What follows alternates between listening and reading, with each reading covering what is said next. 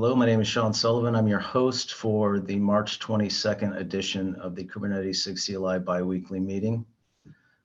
We will jump immediately into the announcements. So the code for version 127 has been frozen. So I hope that we got the code in that we needed to get in, and this will be released, or at least it's scheduled to be released April 11th on a Tuesday.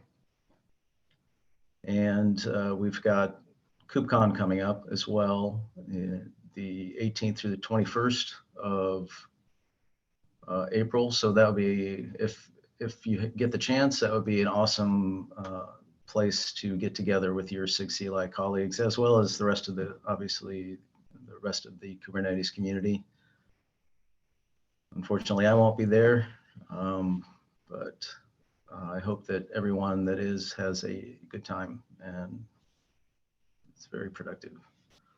So the next item is the SIG CLI annual report, which is the responsibility of the leadership. And I'm pretty sure that I saw Eddie mentioning that that he had already started our SIG CLI annual report. If there's something that you think that that merits a mention in our annual report, please bring it to our attention so that we can bring that to the attention of the rest of the Kubernetes community. And it needs to be started within a couple days. That's already happened. Thank you very much. Don, I have it on the agenda for later too, so we can talk through great. Some of it. I moved your thing above it, so I figure we'll take the rest of the meeting to talk through the report. Okay, great. Thanks, Eddie. And we need to have that merged by the 7th. So as I bring the announcements to a close, I would like to ask, is there anybody else who has any other announcement they'd like to bring to our attention? No? Okay, so we'll go to the next part of our meeting, which is where we introduce new members. If they would like to introduce themselves, this is an opportunity to meet your SIG CLI colleagues. Is there anyone else who hasn't been here before or hasn't been here for a while and would like to introduce themselves?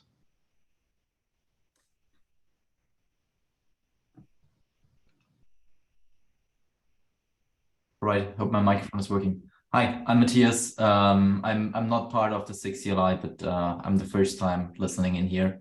So I'm a staff engineer at Anchor Store, and we are running quite a lot of Kubernetes tooling, and I'm primarily interested also in Kustomize and kubectl. So, welcome. I see that Artur has his hand raised. Is that, and Garrett as well? I can briefly intro myself. Hi, folks. I'm Arthur. I'm a software engineer at Lacework. My first time here at the meeting. Later on, I'll be presenting or discussing an idea that we've kind of had internally. So keen to hearing from you in a few moments. I'm not part of the SIG CLI either, so just my first meeting here. Nice meeting you all. Welcome. All right, my name is Garrett. I'm actually an Android developer in Little Rock, Arkansas, and I'm just looking to get involved in some open source and Kubernetes, and I've done some with it. So I'm just joining meetings and reading documentation and readmes and all that sort of stuff. So just glad to be here. Welcome. Cool. What a great contingent of new folks, or folks who haven't been here for a while.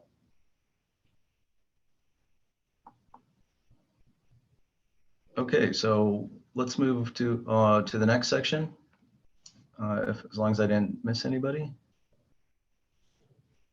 As long as there's no one else who would like to introduce themselves. Okay, so are there any KEP or sub-project updates that we would like to address?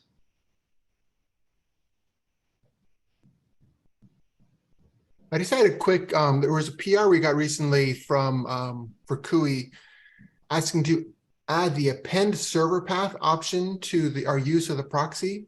If anyone has any insights into, I mean, I know there's some min-ver issues there, but other than that, is there any other implications? We can take it offline, but if you have any insights and implications of that, just enabling it by default, let me know. I'm gonna try to get that in the notes, but The -- append server path option to kubectl proxy. Suggestion was just to turn it on, even though the default is off.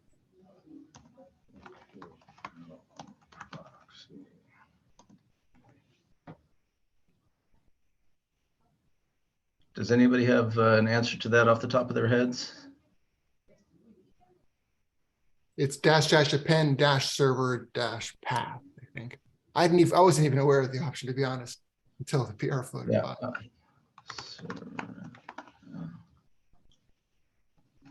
Anyway, we can take it offline. Just wanted to throw it out there in case anybody had any insights.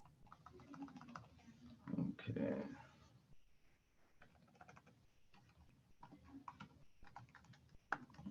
Thanks for capturing that.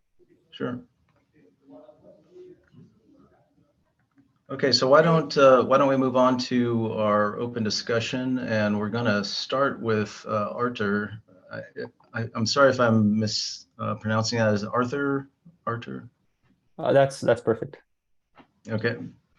So there was a discussion on Slack, and there's a link to that discussion on Slack about a possible new flag to kubectl drain that's being proposed.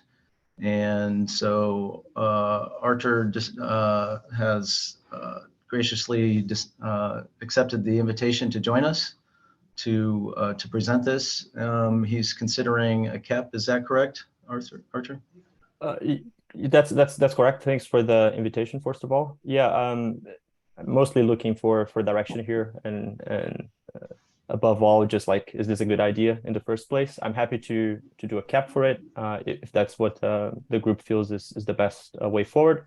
But Sean, going back to your suggestion, I think it would be a great opportunity to actually just discuss it in a more open-ended version here first, and then get into the details in the KEP as well. May I give a brief intro about like where I'm coming from and what I hope to achieve? Please do. Cool. So the background here is around kubectl drain. When we at kind of Lacework needs to drain a particular node.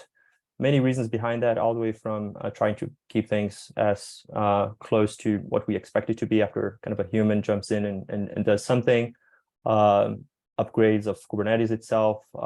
We might need to change the image of the node in the first place. So we do those drains, and for the most part, it's automated and it goes well, except for when we have pod disruption budgets, which I'm calling here impossible, but I'm sure that the documentation says something else on the PDB. I'm misremembering now, but basically that's when it's either max unavailable 0, or when you have a minimum available to the exact amount of replicas that you have on the controller itself. So it could be a deployment or a stateful set and so on.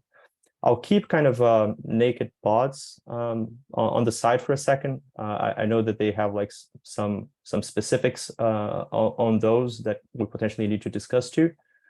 But basically, reasons outside of my control, we do have those kind of impossible PDBs. And what happens when you try to do a drain on those nodes is that until kind of those pods get evicted somehow from the node, the drain will kind of keep every 5 seconds printing cannot evict pod, because it would disrupt the PDB, and that's coming from the API. It comes out as a 400, I think, kind of a HTTP code, but it's exactly because of the PDB if you look at the spec. So what we've been doing kind of out of bound is basically looking at the log messages as they come from the API. Okay, it's this pod. Let me look what's the owner, what's the controller of this pod. And let me actually do a rollout restart of that deployment or stateful set. And that will, in most situations, take care of it. Again, keeping aside the situation of the naked pods themselves, because we might have a rollout strategy there on that deployment or that stateful set that actually allows us to surge, spin up a new pod, and then that pod can safely be evicted respecting the PDB. So we are doing that out of bound, and it works tremendously well. So that's where I'm coming from here to actually bring the proposal back to Drain.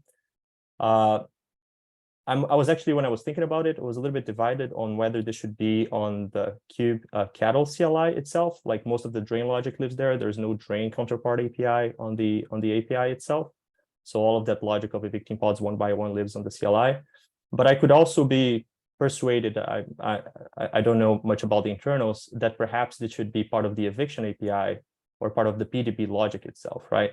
I know that there are like competing priorities here between the PDB and kind of the rollout or the strategy spec in a deployment, for example. And I think I'll stop there because there's a lot to unpack, and just take some questions at least to begin with.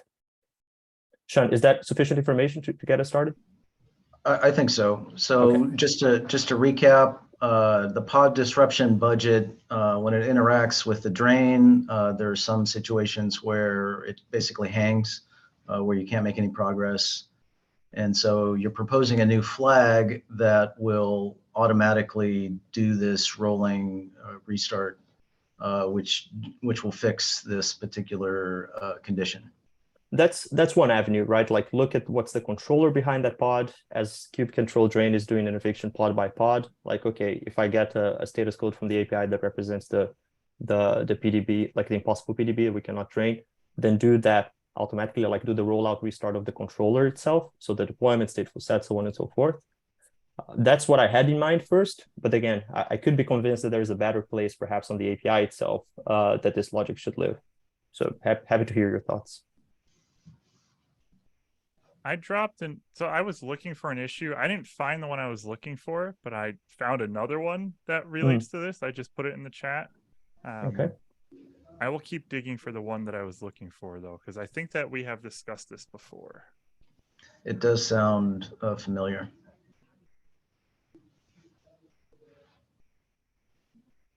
Mm-hmm.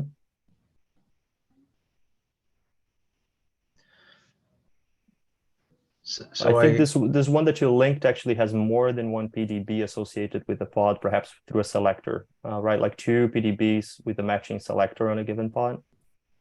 I haven't bumped into this specifically. I wonder if it leads to the same situation here. Like in my case, just to be specific, it can be a single PDB with maximum available 0, for example, leading to this issue. It's very easy to kind of simulate it. Multiple PDBs is a separate issue. Yeah. And on the server side, we added warnings that that the selectors are touching similar, or that pods are wrapped by more than one PDBs. And I think I can't remember on which PDB, but it will show as a warning, as an event warning on either of the PDBs. So that's one thing. Right. What happens currently if you drain and you run into the PDB issue? It will just fail. It will loop forever. So unless you pass more options, like to kind of forcefully remove, for example, it will just loop forever. There's this loop on the drain logic that will keep trying to evict, and it will stay there for until the operator does something. Right, but that means basically that at some point, the PDB is there to ensure that your application or the user application is there always running with the minimal amount of pods. Right. Assuming the PDB is properly configured with some minimal requirements, and there's always sufficient room for performing a particular upgrade, it will eventually resolve to a proper drain. How long it'll take is a matter of configuring the PDB accordingly, such that you have sufficient room for rolling out your application. So I'm not sure how would you like to see this being resolved, other than, well, the controller and the PDB will ensure that this is, because the node itself is already marked for deletion. So the pods will be eventually removed from the pod. It's just that the PDB serves as a security boundary to Right. ensure that the application isn't disrupted Right. in Let- a significant in an instantaneous way, but rather in a fashion that ensures that it is always available. Right. So here's a minimum example, right? Like imagine that you have 3 nodes and you have a deployment of 2 replicas, each one in one node. So you put the kind of the tolerations and things accordingly so that they land in 2 different nodes. And you put a PDB of maximum available 0 on the selector for the kind of pods for that deployment. If you issue a drain in one of the nodes that has the pod, it will indefinitely kind of try to evict that pod from that node. And there's nothing that will happen, like until you do something. What I'm basically proposing, what I've been doing in situations where this occurs, is basically I do a rollout restart. As long as there's like places for that kind of pod to go, in this case, we have a 3rd node that's completely free that it can go to.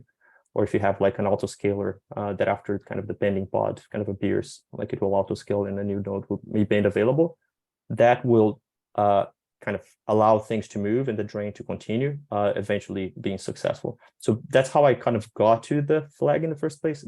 I, as an operator, I'll be like, okay, I know that the rollout restart perhaps can get us to a situation where the drain is unblocked while still respecting the PDB and the strategy of that deployment. Okay, so this is actually a wrongly configured PDB, but Yes. because PDB should be configured such that it will allow upgrades to happen. So what we did in this particular case, because we've run into similar issues in the past in OpenShift. So if you've ever worked with OpenShift, or if you get a chance, OpenShift has an alert which will complain to the operator that the PDB is at limit, because either max and available is 0, or there are a couple conditions that are required to ensure that the PDB is misconfigured. Sorry. So what we do is we warn the cluster operator that there are PDBs which will stop the upgrade from happening, because it's not a problem with drain logic or any of the components, but rather that's a problem with the PDB misconfiguration.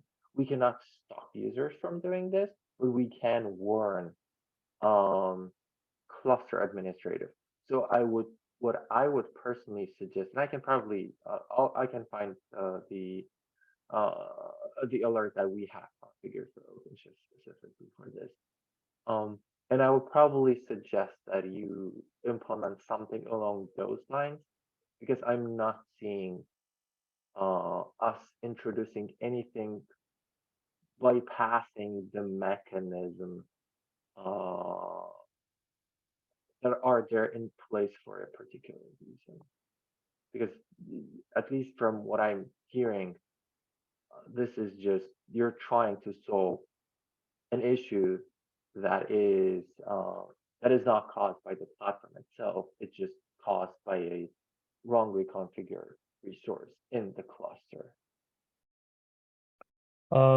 Thanks for the feedback there, Matthias. I agree. That's why I'm calling it kind of an impossible PDB.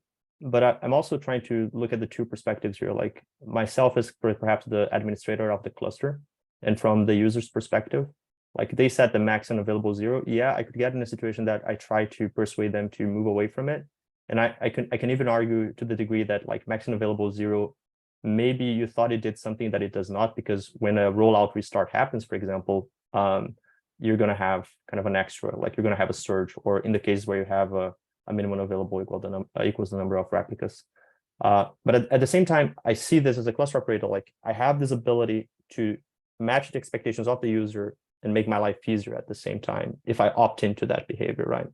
I agree that like a warning would be great, and that's what we proactively try to do, and we try to get that down to 0 as much as possible at Lacework.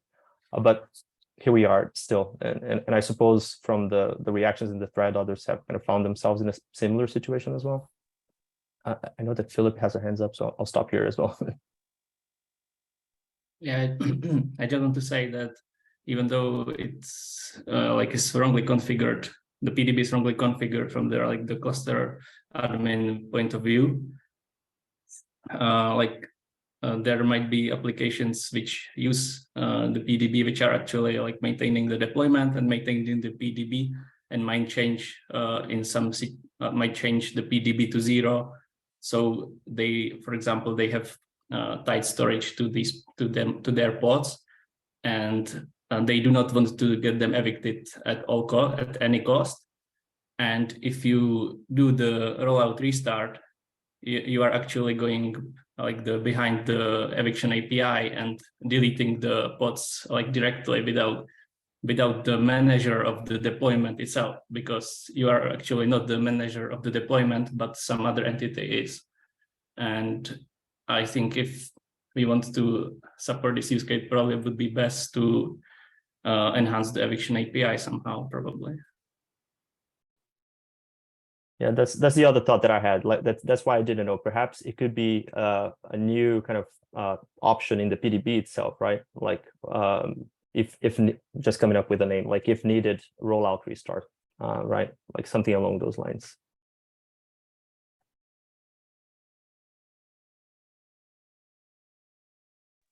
I linked the alert in the chat Yep. that we have configured in OpenShift if you're curious to look into it. It's definitely a good starting point for you as the administrator to have something in place. But yeah, I probably would agree that more around education topic is required most frequently in those cases.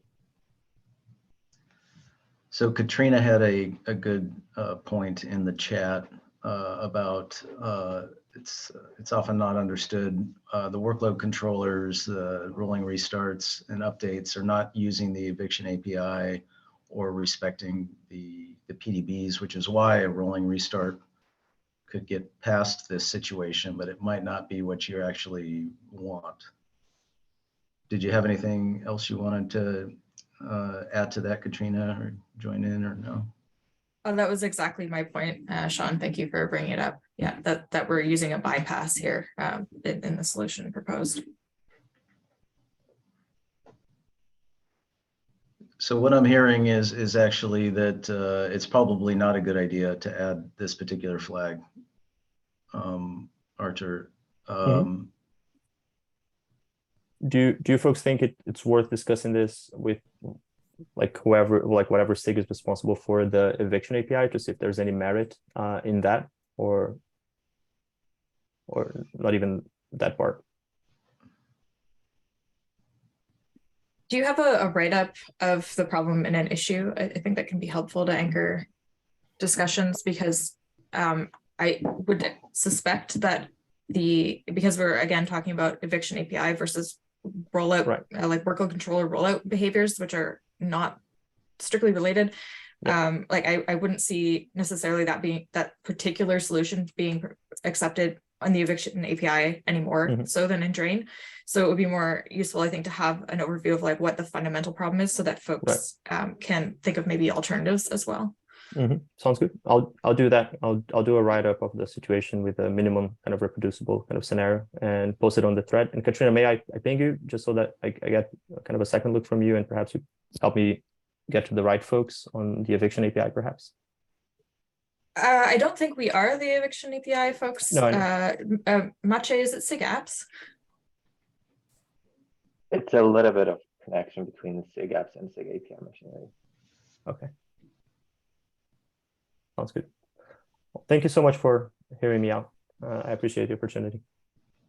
Yeah, and thanks for joining and bringing this to our attention.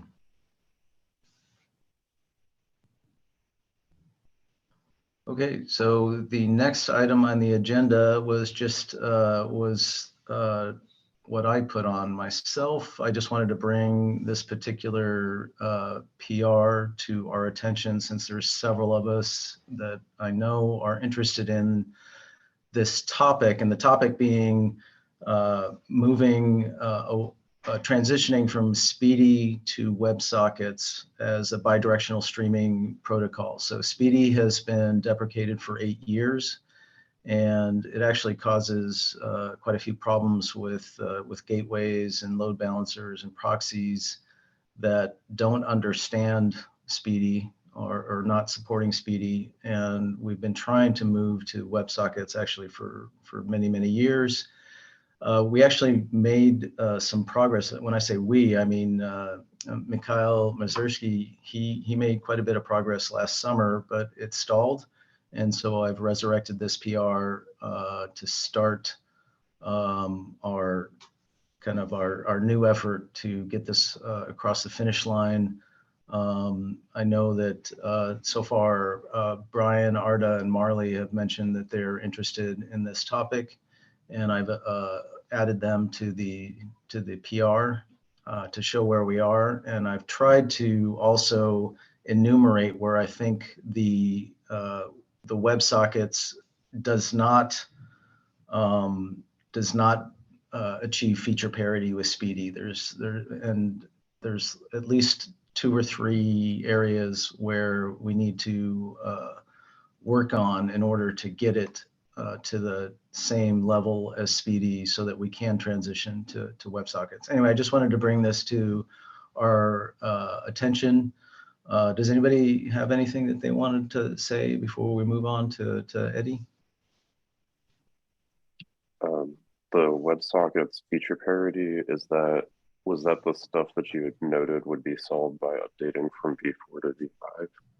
Yes. So it appears, and again, this is where I'm just trying to level set this and make sure that we're all on the same page, that it appears there's about 3 deficiencies in the current v4 subprotocol that would need to be addressed so that it would have the same, would have feature parity with Speedy. And one of those being, we have to half close standard in certain situations in order to signal to the other side that the data is not coming anymore, so that it will not hang. And if you look at the PR near the bottom, there's actually, I put 2 examples where this happens. And strangely enough, when I did some research, they ran into the exact same problem with Speedy 8 years ago. And I put that issue 8 years ago and the PR that resolved it 8 years ago in the PR. Mache, you have your hand raised? Do we need to write a cap and ensure that there is a path? I mean, yep. That's definitely. I don't remember. Hold on, I haven't finished yet. I don't remember how far back the Kube API server supports the WebSocket. So I'm not sure if we can just drop it right away, because WebSocket is being supported for, I don't know, like 3-5 releases. If so, then probably we don't even need to care about that, and we just and we can just switch this because it will be fully supported. And what are the downside? And probably a cap describing all the pros and cons, because there is a reason why this hasn't happened yet.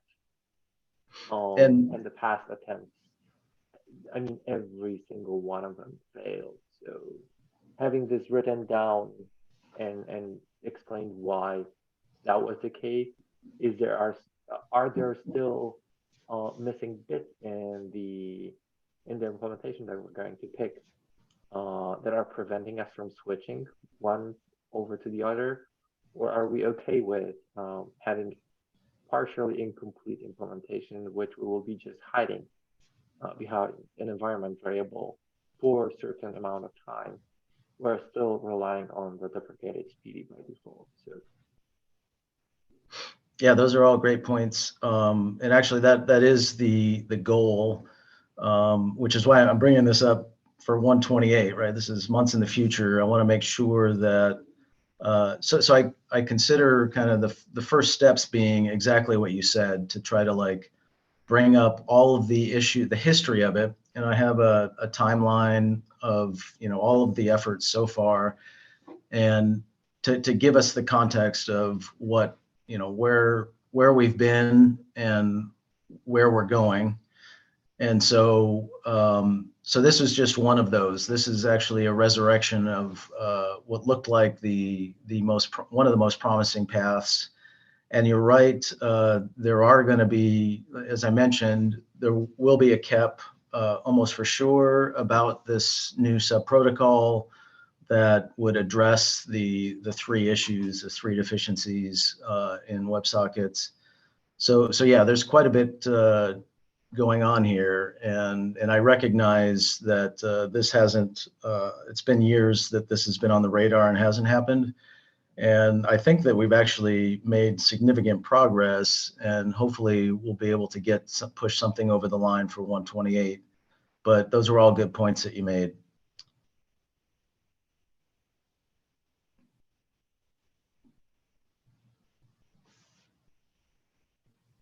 Yeah, Okay. I remembered something about, I found a thread that I just put in chat, Sean. I don't know if you remember or saw this one, but there was a movement like a year ago, and there was a KEP and everything. That was, if I remember correctly, that's Mikhail Mazurski's. He was the one who proposed this. So he already had a KEP, and he had the PR, which is the one that I resurrected. And so this, as I mentioned, I think is the most promising and productive path so far. It's just that I think Mikhail, whatever the logistics didn't work out, he lives in Australia, from what I understand, and I don't think that he was able to bring this to the attention of the people that needed to see this, and it lost traction and was closed. So I'm trying to kind of get it kickstarted with that effort and with his PR and his KEP.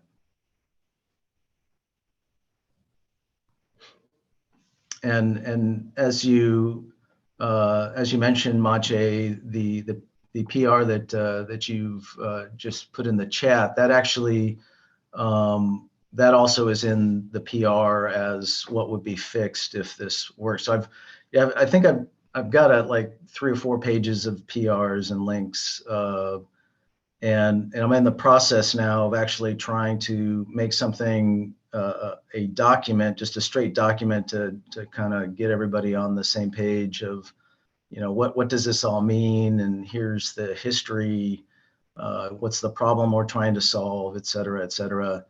I started with just resurrecting this PR, but the next step will be to create a document to kind of organize it all, because I know that there's just massive history behind this, and so hoping to hoping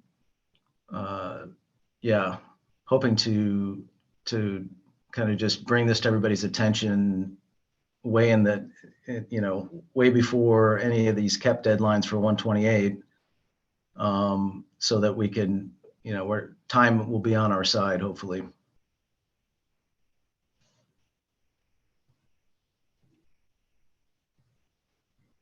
Okay, so if maybe we could move on to Eddie now,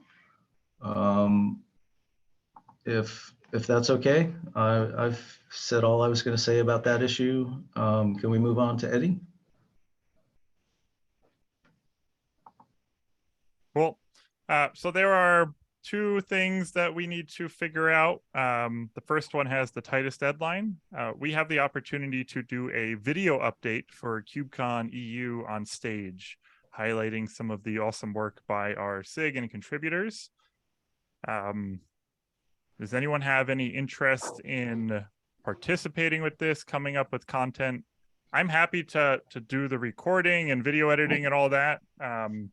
It'd be great if we could not put a white male on the stage at KubeCon. So if anyone else wants to volunteer, I'm happy to support and help with that.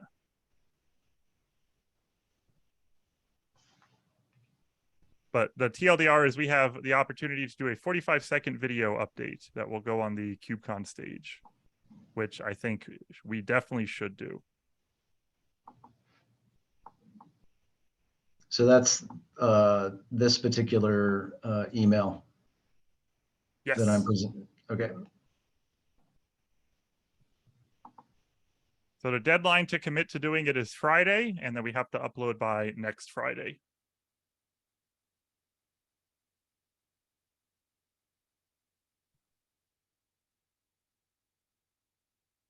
Okay, well, if anyone does become interested, feel free to DM me.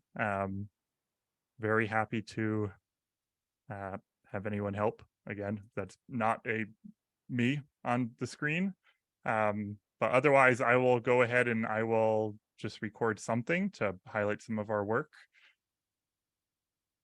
Any other thoughts? Yes, no's? Volunteers? Cool. All right. I can help with the recording if you want, but I don't want it to be just me either. Okay, I would love to do it with the two of us. That's great, Katrina. Thank you. Can we use? I remember that some of the caps that we pushed over the past 2 releases at least, or at least the last one. Some of them we were discussing in a couple places where we would want to put a more in more spotlight. Maybe just picking the ones where we want to bring the biggest attention to, and maybe outlining the most pressing issues and focusing only on those rather than everything would be reasonable. For example, the translations in kubectl would be one topic, and maybe something around the kuberc files.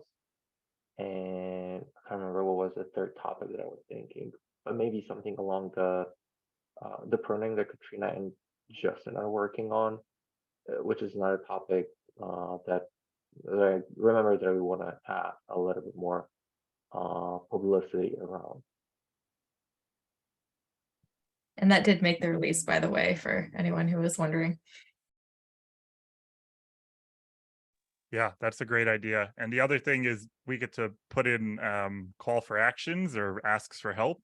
And I'm sure we all have lots of areas that we would like help and new faces and maintainers in. So thank you for volunteering, Katrina Customize. Yes, absolutely. We would love to have somebody on the maintainer track join us. Someone join us as a maintainer for Customize. Awesome. Okay, we can sync on Slack. If anyone else wants to help or has ideas, feel free to DM me. Second thing on the list is our annual report. So same vein, this is a chance for us to highlight our work from the past year and highlight our needs and our asks. I honestly think that we could just do the annual report briefly and summarize some of that stuff in the video highlight. There is a link to it, and I'll drop it in the chat. This is our chance to highlight it at the CNCF and the executive level, because what happens is the governing board will take all of the aggregated SIGs updates and annual reports, and then put those into a report that gets presented to the governing board. So this is our chance to get in front of the executives who sign checks and allocate headcount for open source. So this is very important at a project level. I figure we could, if no one else has any updates or things to share or stand-up stuff, I figure we could just spend the next like 15-20 minutes going through this, and anyone else is welcome to drop if they don't want to do that. Yeah. Cool. All right. So the data at the bottom are numbers that I was starting to pull. It's pretty easy to get. We have like our KubeCon talks. Some of it's just like raw Slack numbers. This one, we need to pull our approvers and reviewers from our owners files. So that's easy. I can take care of that. I think the big things that we could help with as a group is just getting down those notes of what we want to highlight from the past year and some of the things we are thinking of. So does anyone have KEPs or work that they want shouted out here?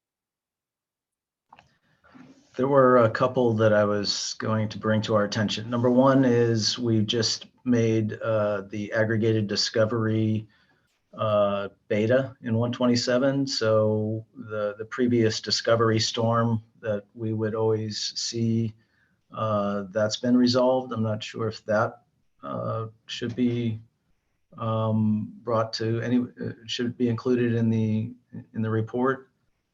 And then there's been multiple efforts. There's a KEP for moving OpenAPI v2 to v3.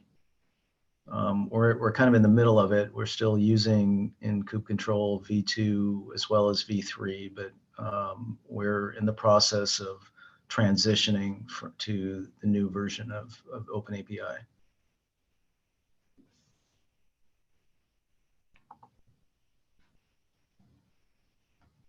Okay, What do you think of that, Eddie? I got down the aggregated discovery. Did we as a SIG do work on that, or that was more API machinery? So it's kind of in the intersection of there had to be you know, a client part of that as well as a server part, and so I implemented the client part. Awesome, thank you, Sean. Great work. It's in client Go though, so that actually, I mean, yeah, but we're the biggest consumer of client Go, so yeah. Well, the controllers as well, but yeah. Okay, so aggregated discovery. What other things to shout out? So the caps that are listed are in this section 3 here, so we don't necessarily have to summarize the caps. So these are the things that we're actually working towards. Go ahead, Katrina. It just maybe a meta suggestion. Every time we do the maintainer talk at KubeCon, we've had slides with the biggest changes in there, so that could be a useful source of items. Yeah, let me pull those up.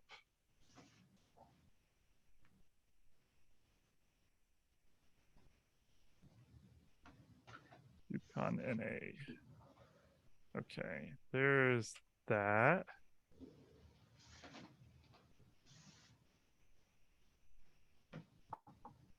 And then EU is where? Let's see. EU 2022. There we go.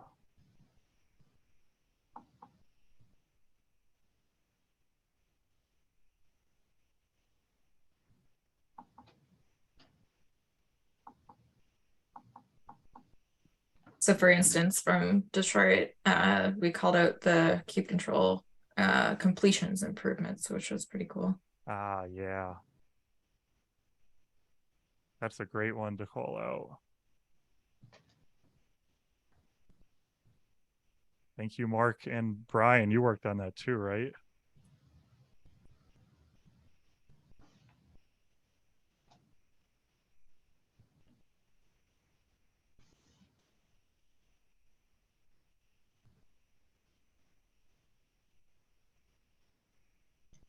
I don't have the slides for KubeCon EU 2022.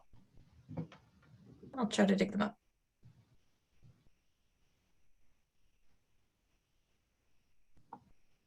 They might have been on my Amazon account.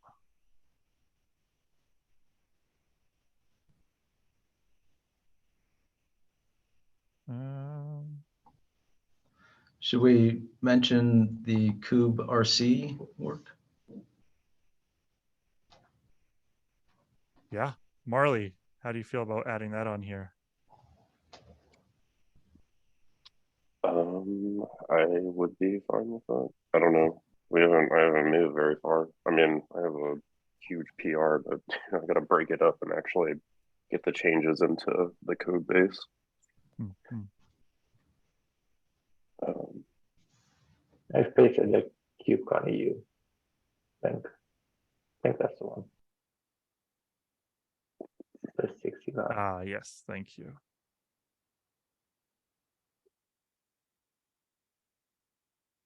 Yeah, I'm happy to talk about it if we want to use that.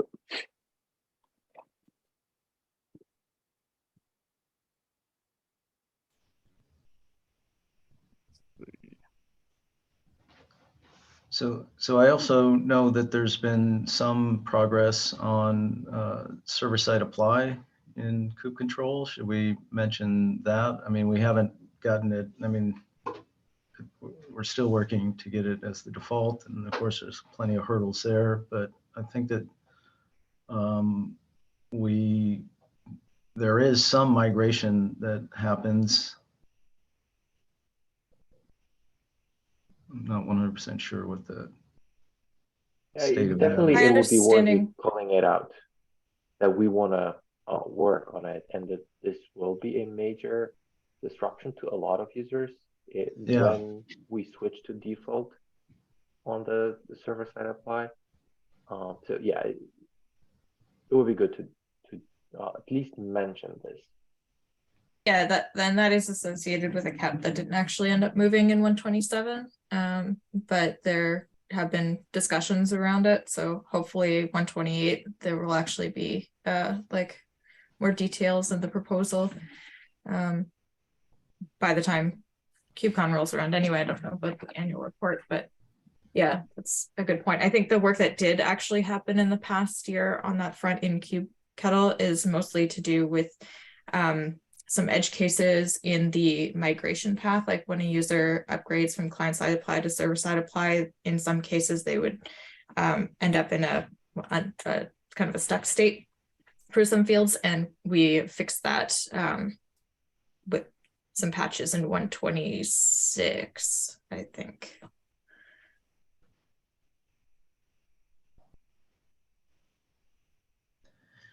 Yeah, I think Maciej makes a great point that since this is going to affect the entire community as we move in that direction, it might be a good idea to kind of raise this as an issue to kind of create some to get out in front of it.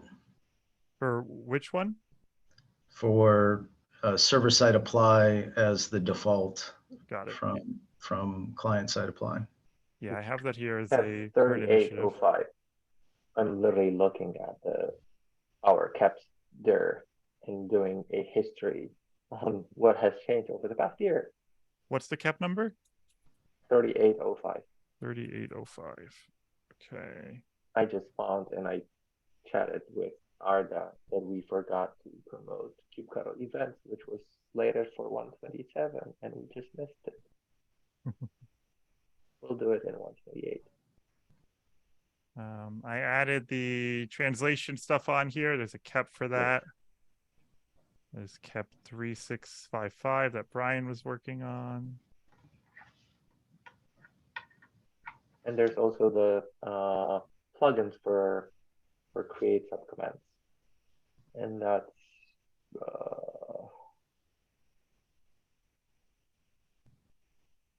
3638. It's an alpha, but if people are interested, and I know that with the proliferation of CRDs, there has been several interests to be able to create subcommands, plugins. I thought that it is for 2023, not 2022. That's why I didn't propose.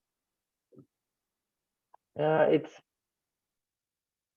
what we've been doing in the past. It's usually we covered the entire year between last report and the current one. So I would have to double check the previous report, but I think that's what we did last time. So the year is more like a convention, not a strict deadline.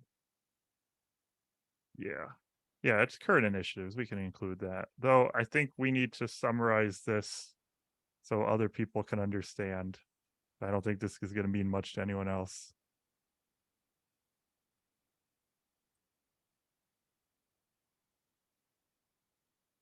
Improve kube control plugin resolution for non-shadowing subcommands. How could we rephrase that part?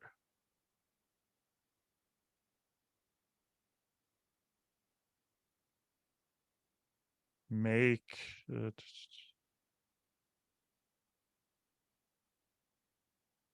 something like enable kube control to shadow built-in commands or overwrite built-in commands. If subcommand does not exist, you can execute external plugin. We enable it just for kube control create in alpha stage. So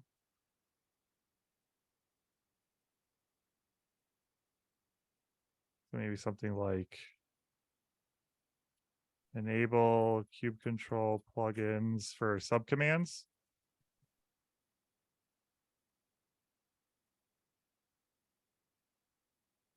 Is it 4 subcommands? Like create will be able to execute a plugin. So you do like kubectl create and then plugin name.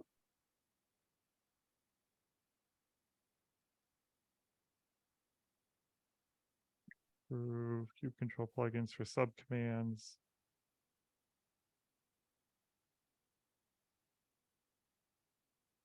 Yeah, all right, I'll put that for now. We can reword it.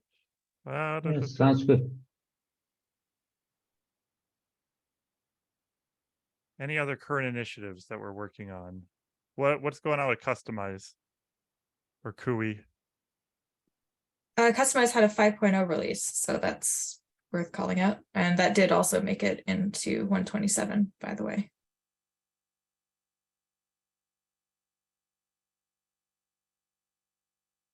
What about the profiles? Kube control debug profiles. I think they're also. That one's called out Nice. in the keps down here.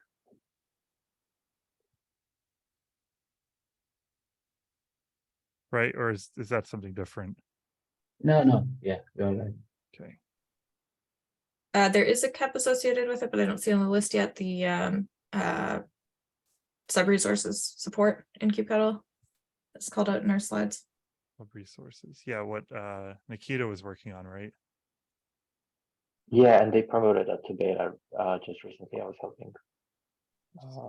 Is to that push It was mentioned? alpha in 124. It's kept 2590.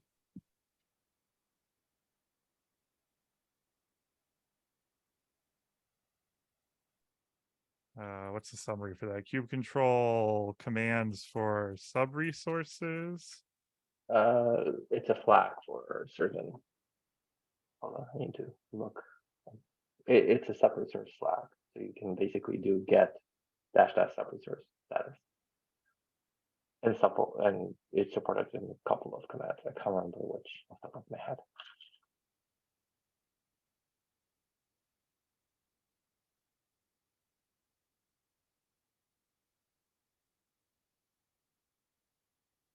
What's going on in the CUI world? We're sticking to the release notes for the past year. We had 2 major releases, although the second one was just because of a React bump. It's really, well, this past year has mostly just been maintenance mode. There was the addition of the tray menu feature that we discussed on a prior call sometime last year. And mostly refinements and bug fixes beyond that. Nothing monumental. What about crew? Do we have stats on crew plugin downloads?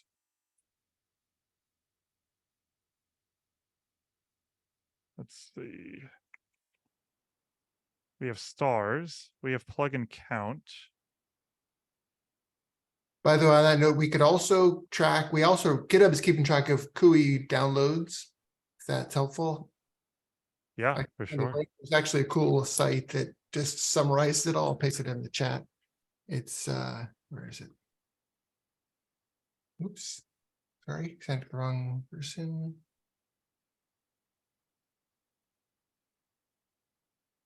Looks like there's around 700 downloads a month. Bias, Nice. Mac OS, probably unexpected. Not Linux ARM is the least. Anyway, you can look at the stats. About 700 per month, it seems or so.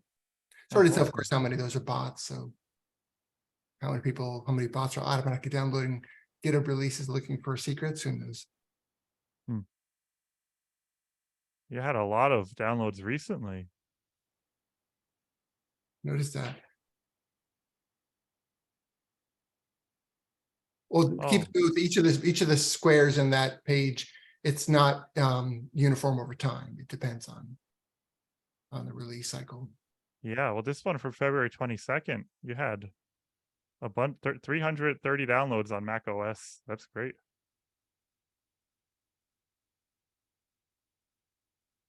Yeah, the star count continues to increase at a constant clip, so there's definitely continued interest. What other sub projects do we want to call out anything for KRM functions, Katrina? No, not really anything at all happened with that last year, to be honest. Okay. For Customize this release, there was one really big feature. Similar to Nick, we did lots of just maintenance work on Customize last year, bug fixes, minor features, performance improvements, that sort of thing. But Customize localize, localize being a new subcommand, was the biggest new feature that we added last year, and might be worth calling out specifically. That was part of 5.0.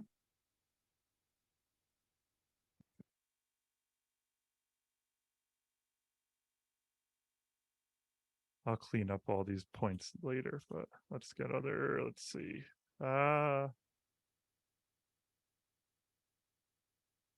Through. Any big things to call out for CLI runtime, utils?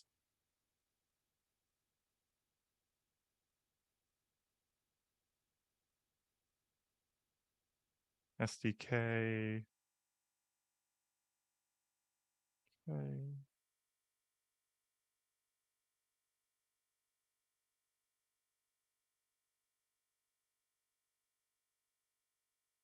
Cool. Okay, next section. We got like 1 minute.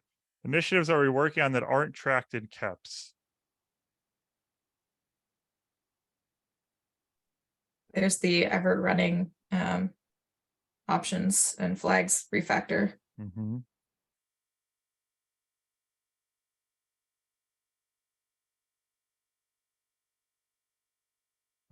Noisy getting down. Noisy CI. There's a documentation revamp project on Customize. Ooh. Does that have a KEP though? No, it has a meta issue and a spreadsheet, and it didn't move much last year, but it moved a little, so it's worth calling out. Yeah.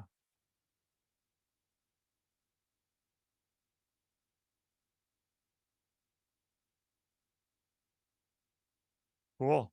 With that, we are up on time. Feel free to drop thoughts or notes in this doc as you go about your week. We have until, Sean, you said it earlier. April 7th, I believe. April 7th is the merge date. So I already have a draft PR open, and then I'll take this doc and turn it into markdown, pasty copy stuff. And we'll have at least one more meeting before then, I believe. I think we've got a little bit more than 2 weeks. So Yeah, so we could revisit this in the next one, if next meeting, if we like. Cool. Sounds good. Thanks, y'all. Thanks for joining us. Thanks, Eddie. Thanks, Eddie. Appreciate that. See you, folks. Cheers.